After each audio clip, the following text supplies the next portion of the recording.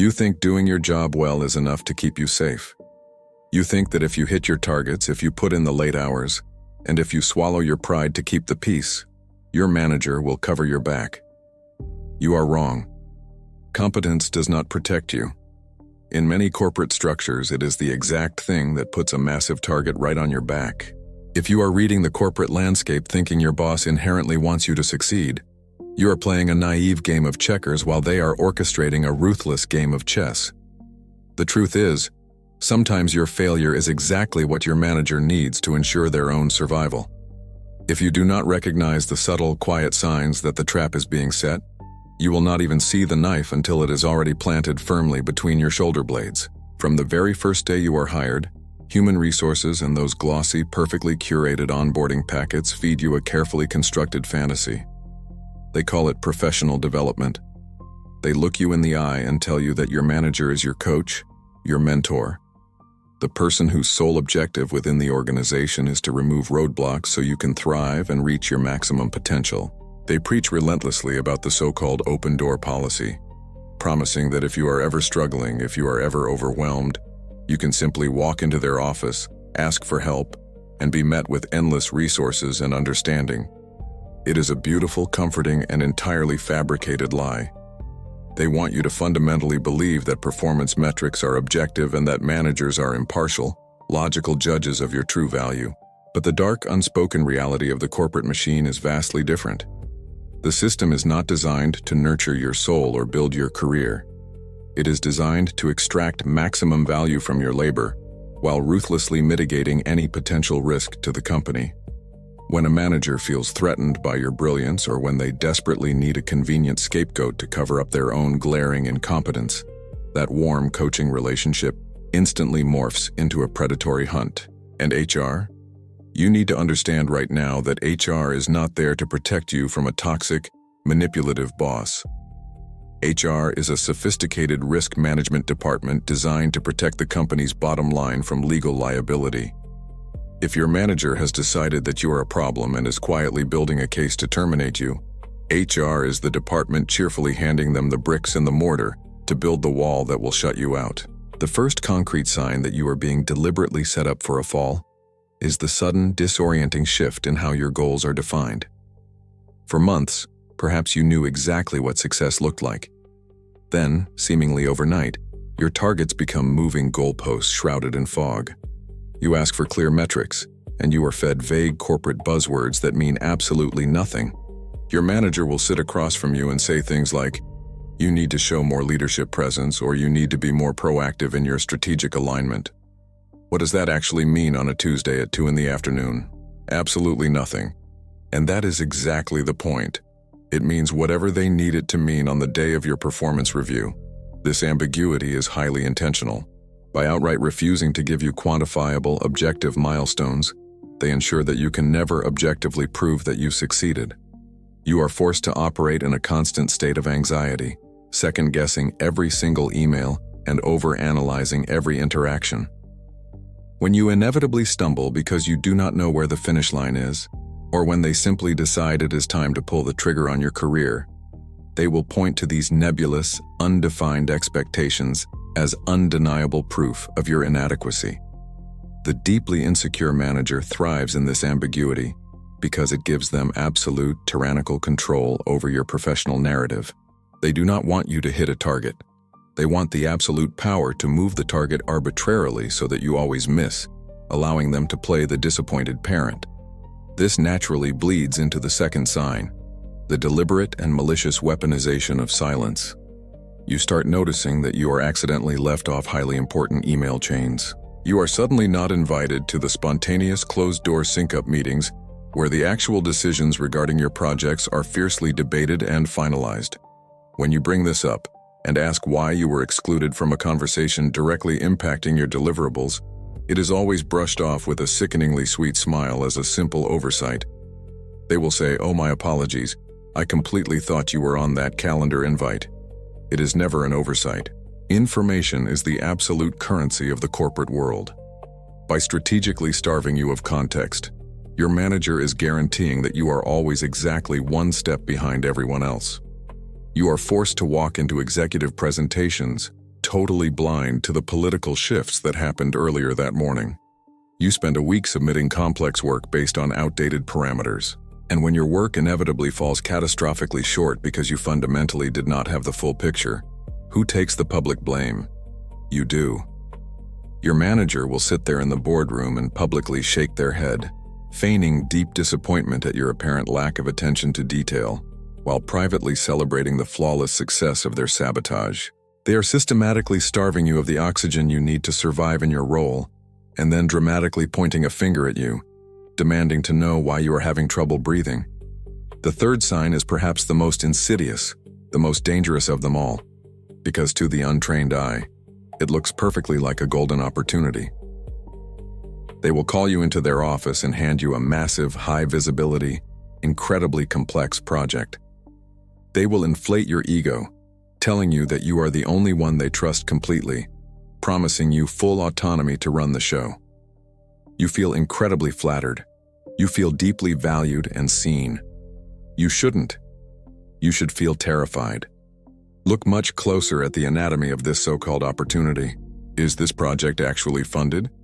Do you have the necessary headcount and cross-functional support to execute it? Are the deadlines grounded in reality, or are they a mathematical impossibility? If you are handed a mission-critical project with absolutely zero budget, a completely unhinged timeline, and zero top cover from your boss when other departments refuse to cooperate, you have not been given a promotion. You have been handed a live grenade with the pin already pulled. This is the classic setup task. The deeply insecure Machiavellian manager already knows the project is doomed to fail. It is a structural impossibility. By attaching your name to it in bold letters and loudly proclaiming their unwavering trust in you to the director level, they are simply pre-positioning you as their ultimate scapegoat. When the project inevitably implodes and costs the company hundreds of thousands of dollars, the blast radius will legally and professionally only hit you. Your manager will take a calculated step back, raise their perfectly clean hands, and tell the executives that they gave you every opportunity to shine, and it is just a devastating shame that you lacked the execution skills to bring it over the finish line. Conversely, the fourth sign is a sudden, suffocating, almost hallucinatory descent into paralyzing micromanagement. If you have been doing your job highly competently for 18 months, trusting your own judgment and delivering results, and suddenly your manager feels the urgent need to approve every single outbound email you write, you are in grave danger. They will cleverly frame this sudden intrusion as ensuring alignment or wanting to get into the weeds to support you better. But it is nothing of the sort. This sudden, intensely neurotic scrutiny is a targeted fishing expedition. They are desperately scouring your daily activities, turning over every rock, looking for any minor typographical error, any tiny deviation from standard protocol, any slightly misinterpreted tone in a Slack message, just so they can document it in your permanent file. They are aggressively building a paper trail. In the modern corporate world, if a manager wants to fire you, they cannot just do it on a whim because they do not like your face. They need documentation. They need a thick, heavy file of fabricated or exaggerated performance issues to present to the Human Resources Legal Tribunal to justify the termination and protect the company against wrongful termination lawsuits. Every single time they force you to rewrite a perfectly fine, highly functional document, every time they offer a condescending critique about the tone of your voice in a meaningless internal meeting, they are meticulously adding a brick to the wall they are building around your career. They are actively and aggressively documenting you right out of the front door. The fifth and final sign that the end is near is the complete, chilling withdrawal of public support. When things go incredibly well, when your late nights pay off and a major account is saved, your name is miraculously absent from the victory lap. Your manager seamlessly utilizes the magical corporate we when presenting your work to the senior vice presidents. We delivered this staggering revenue growth. We solved the critical system failure, but the second there is a minor hiccup, the second a client complains about a microscopic detail, the collective we violently and suddenly becomes a singular you. They will privately critique you to an extreme, emotionally damaging degree, actively trying to tear down your deeply held professional confidence in closed-door one-on-one meetings. Yet, in public, They will offer a deafening, chilling silence when your competence is ever subtly questioned by another department. They will never, ever spend their political capital to defend you in front of other stakeholders. This is deliberate psychological conditioning designed entirely to break your spirit and force submission. They want you to feel incredibly small, fundamentally incompetent, and entirely dependent on their meager approval for your psychological survival. An insecure manager cannot handle a high-performing subordinate who shines too brightly, because if you are highly competent, you expose them. You make them look unnecessary to the upper management. Therefore, they must brutally dim your light.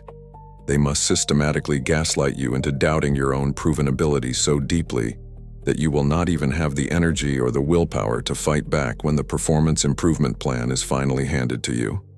If you suddenly recognize these signs materializing around you, your first, deeply ingrained instinct will be to work harder. You will fall back on the lies you were taught. You will think that if you just put in 10 more hours a week, if you just communicate with more painful clarity, if you just bend over backwards until your spine snaps to please them, the situation will miraculously improve. This is the absolute exact opposite of what you must do. Trying to appease a manager who is actively plotting to destroy your livelihood is exactly like trying to negotiate a peace treaty with a starving shark by continuously offering it pieces of your own arm. It will not thank you. It will simply eat you faster. You categorically cannot outwork a deliberate setup. You cannot outcommunicate someone operating in total bad faith. You must entirely and violently shift your mental framework right now. You are no longer a dedicated employee trying to impress a benevolent boss. You are a tactician operating behind enemy lines in hostile territory. Your primary sole objective is no longer promotion or company success. It is radical, uncompromising self-preservation. First, you must aggressively and almost ruthlessly document everything. I mean everything. If they give you a vague, shifting directive in a private meeting, you return to your desk and you follow up immediately with an email. You write, "Just to confirm our verbal discussion, my specific directives are X, Y, and Z. And if I do not hear otherwise in writing, I will proceed entirely on this factual basis." You aggressively force them to put their toxic ambiguity in writing. When they conveniently leave you off crucial emails, you document the date, the time, and the exact quantifiable impact it had on your project deliverables.